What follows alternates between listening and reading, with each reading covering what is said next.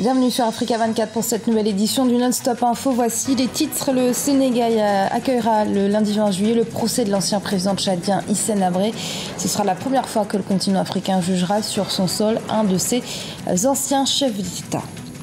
Le président Teodoro Obiang-Nguema Basogo continue sa tournée en Guinée équatoriale. Il vient de terminer sa visite dans les villes insulaires de Bané, Riaba et Louba, auxquelles il a attribué plus de 70 milliards de francs CFA pour de nouvelles infrastructures. Et plus d'1 milliard de francs CFA par an, c'est ce que coûte la fraude fiscale au Burkina Faso. Les autorités de transition ont décidé d'y mettre un terme. Mais tout d'abord, au Burundi, le ministre ougandais de la Défense a pris ce jeudi le relais de son président Yoweri Museveni dans la médiation visant à mettre fin au conflit entre le pouvoir et l'opposition, puisque, rappelons-le, le chef d'État ougandais a mis en place un nouveau round de négociations depuis ce jeudi entre pouvoir, opposition et société civile. Parallèlement à ce dialogue en cours à Bujumbura, des opposants et dissidents en exil ont annoncé la formation d'un conseil national pour le respect de l'accord d'Arusha et la restauration de l'état de droit. C'est une première, une grande première même. Un ancien chef d'État va être jugé en Afrique par des Africains. L'Union africaine a en effet donné mandat au Sénégal pour organiser le procès de l'ancien président tchadien Hissène Habré. Ce sera ce lundi 20 juillet. C'est sur cette base que les chambres africaines extraordinaires ont été créées. Reportage de notre correspondant El Hadj Ndiaye.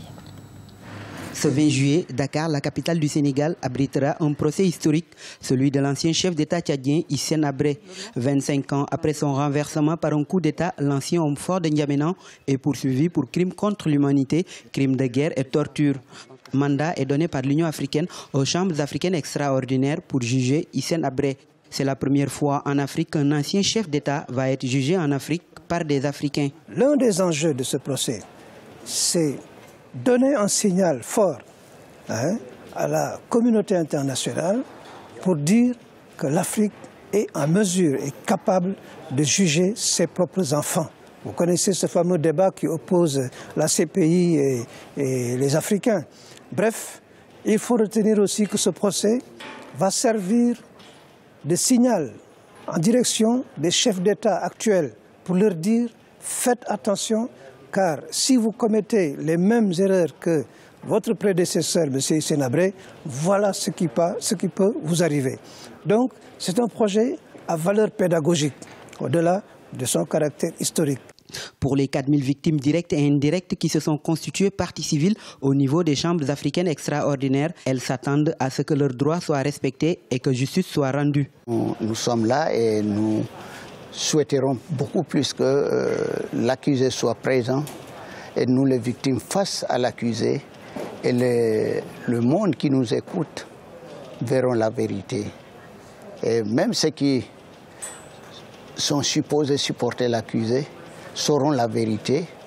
Et si vraiment, comme d'aucuns disaient qu'on est des victimes fabriquées, et ils verront si vraiment c'est des victimes fabriquées parce que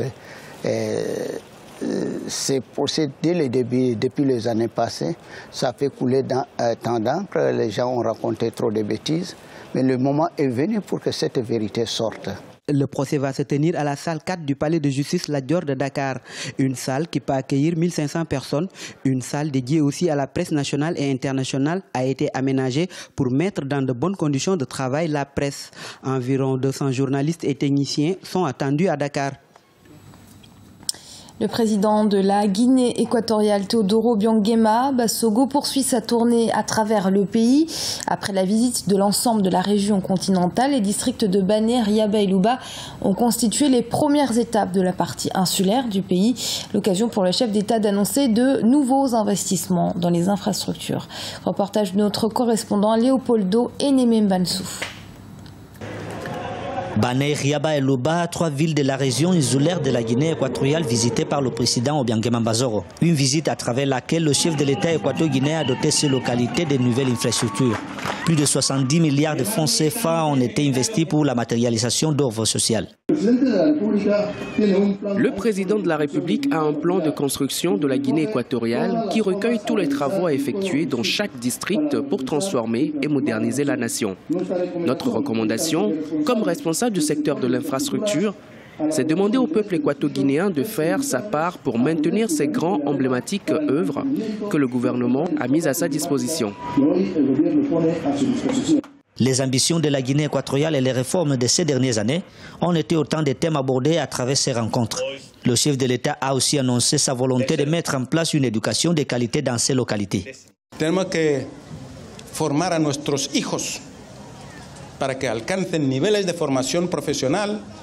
Nous devons éduquer nos enfants à atteindre le niveau de la formation scientifique des Européens. Les parents doivent envoyer leurs enfants dans les universités car nous avons déjà une université nationale et une nouvelle qui sera associée avec l'Amérique latine. Et d'autre part, nous devons encourager les grandes entreprises nationales à prendre en charge les grandes œuvres du pays et à contrôler les entreprises étrangères. Cela va nous permettre d'avoir de meilleures infrastructures de longue durée. Así, ellos les van a fiscalizar para que tengamos los mejores proyectos. Comme dans les autres localités, des villages environnants du district de Louba, Bané et Riaba bénéficieront bientôt d'infrastructures routières et administratives qui les transformeront en pôle urbain.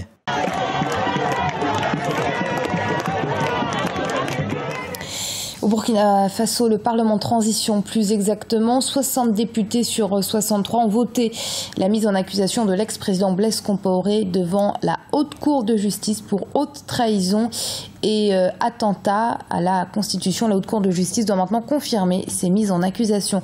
Et sachez par ailleurs que le président de la transition a maintenu le Premier ministre à son poste, mais dépossède Yacouba Essaxida d'un portefeuille très important, celui de la défense, une mesure qui intervient alors que le chef de gouvernement, rappelons-le, est actuellement en conflit ouvert avec le RSP, le régime de sécurité présidentielle. Et puis toujours au Burkina Faso, parmi les priorités des autorités de transition, la lutte contre les fraudes fiscales qui constituent un véritable manque à gagner pour l'économie nationale et pour tout pays qui ambitionne de se développer. Ces pertes seraient estimées dans le pays à plus d'1 milliard de francs CFA et ce par an. Le compte rendu de notre correspondant au Burkina Faso, Wendiam Valentin Compaoré. La fraude fiscale, un phénomène qui gangrène l'économie du Burkina Faso. Une fraude due à un incivisme fiscal croissant. À titre d'exemple, il ressort que depuis 2012 au Burkina Faso, les mauvaises pratiques économiques ont provoqué un préjudice estimé à plus d'1 milliard de francs CFA par an. Et pour un meilleur recouvrement des créances de l'État, le Conseil national de la transition a mis en place une commission d'enquête parlementaire. Il nous revient par rapport à l'enquête préliminaire que nous avions faite que l'État paie nombreusement en ce qui concerne les restes à recouvrer au niveau du Trésor.